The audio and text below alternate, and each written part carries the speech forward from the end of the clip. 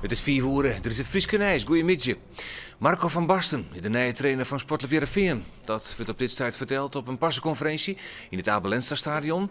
Voor u is de verslagjouwer Arjen de Boer. Arjen, dat is net niks. De man die ze San Marco nemen.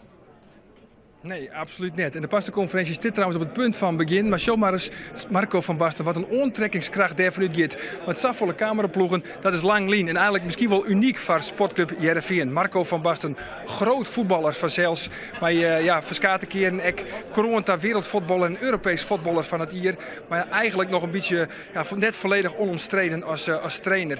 Want in 1994 kwam er een eind aan zijn carrière vanwege een langslepende ankelblessure. Daarna 8 jaar had er eigenlijk helemaal uit de voetballerij west. Daarna begon het toch weer te kriebelen via Jong Ajax. En als bondscoach van het Nederlands elftal kwam hij weer bij het Grutte Ajax te lonen. En daar kreeg hij een vrijbrief om maar liefst 34 miljoen euro te investeren. En onder andere wie er toen de record aankeep van Miralem Soleimani. Die verkaste doel van Sportclub Heerenveen naar Ajax. Maar dat wie geen succes daar in Amsterdam. En na 1 jaar in 2009 zei Marco van Basten, ik hoorde mij op. En nou, mij hij dus nooit die affaire bij Ajax, 2 jaar later haast, maar hij het op een eibeziekje, nou dus als haartrainer bij Sportclub Heerenveen. Dadelijk om 6 uur volle meer hoe die zaak verzels. De politie heeft juist een 22-jarige man aangehouden van brandstichting in een wenning onder de Begonia-street in Ljouwert. Bij zijn arrestatie hier de man een vuurwapen bij hem. De bewoners van het aanbaande huis in de Begonia-street binnen onder D ontsnapt. De 22-jarige vertochte is de ex van de bewenster. Het stel wie op het moment van de inbraak en brandstichting net thuis. De man valt het stel al jarenlang lastig, maar ziet de aanroeneteerd vanwege drugsmokkel in de gevangenis. Dit weekend wie hij maar verlof. Je moet er niet aan denken dat jullie wel thuis waren geweest. Nee, dat zeker niet. Ik heb ook nog begrepen dat die jongen ook is opgepakt met een doorgeladen vuurwapen. Dus ik weet niet wat hij allemaal in zijn hoofd had of zo, maar ik ben blij dat ik op dat moment even in de kroeg zat. De gemaal in Friesland wil Joert Staren gewoon weer in werking zetten.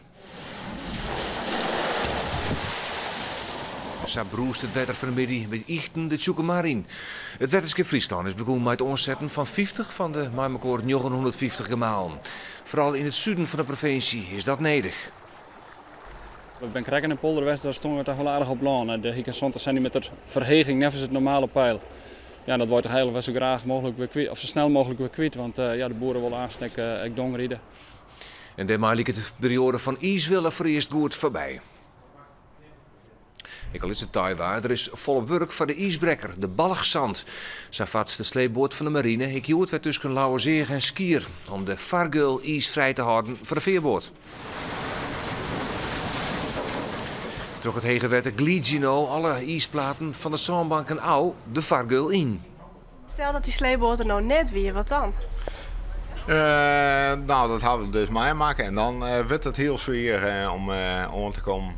En dan, ja, het is mooi dat hij het hier voor je bereikt, want er was geen vertragingen op. En de kans bestaat dat de verstrijd zien is.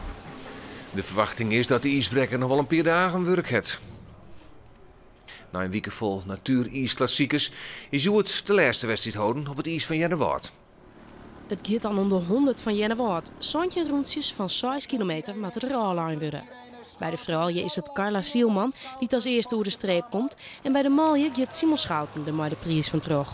In Jennewaard binnen ze de nooit 2 toertochten en deze wedstrijd wel klaar mee. We zeiden van nou, dit is nou het laatste wat we doen.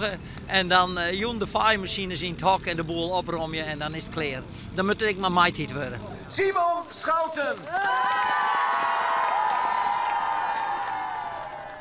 En dat besluit dan nog het waar.